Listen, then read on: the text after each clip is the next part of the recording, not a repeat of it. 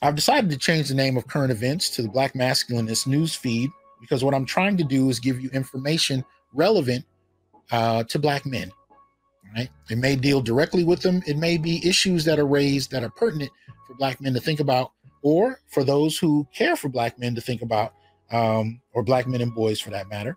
Right? Just things to keep on your radar as it relates to Black males. Now, in the first case, what we're going to find is this doesn't necessarily have to do with Black males directly. It more has to do with a difference in what people can invoke, right? And particularly in this particular case. So this is a piece that you'll find from Caribbean National Weekly.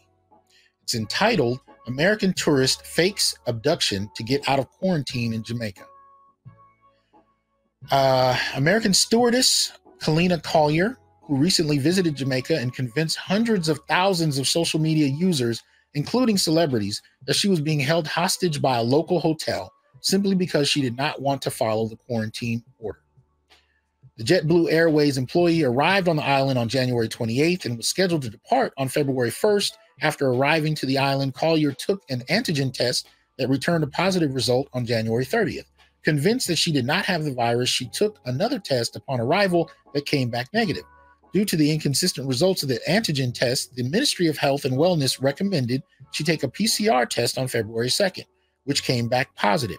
Collier was then advised that she was to complete a 14-day quarantine in her hotel room. Her hotel, Ocean Coral Spring in Trelawney, also offered to have her stay the period at no extra cost instead of transferring to a government facility.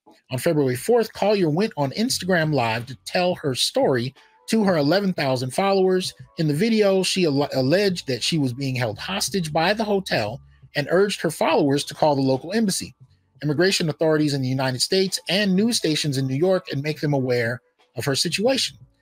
You guys, she's talking about the hotel, are getting money from the government to say that you handled COVID-19 correctly, and I'm over it. Yes, they tried to traffic me. I'm suing the pants off this place, she said on Instagram. She also alleged that she was being deprived of food and said the hotel employees had put hidden cameras in her room, which were really sprinklers. Her video on Instagram went viral across social media platforms with over 200,000 views. The allegation resulted in the hashtags Where is Kalina and Save Kalina Collier trending on social media. Social media influencers, including Grenadian American actress Amanda Seales and Jamaican artist Spice, also believed the allegations and spoke on the incident. After disappearing from social media, Collier gave an update days later saying that she was fine and not being held hostage, nor was she kidnapped. But by then, hundreds of thousands of people had already been convinced that the worst had happened. Scores of social media users bombarded the page of the hotel saying that they should close down for good. Those same people urged their followers to hashtag boycott Jamaica and even sent death threats to senior advisor and strategist at the tourism ministry in Jamaica, Delano Severite. On February 14th, at the end of Collier's 14-day quarantine period, she was released from the hotel and departed the country along with her mother, who had subsequently arrived on the island. Jamaica's police force advised members of the public to dismiss allegations made by Collier, saying that they were baseless and mischievous. The police said she was visited by members of the Trelawney Division, who confirmed that she was safe and never in any danger. The allegations have destroyed the reputation of the hotel and caused damage to Jamaica's already struggling tourism industry. Collier still maintains that she spoke the truth. She also said that she was harassed by tourism officials in Jamaica to make a statement.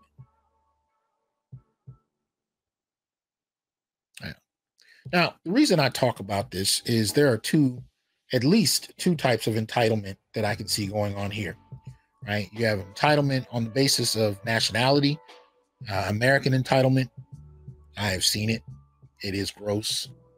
But also a very particular type of gendered entitlement, right?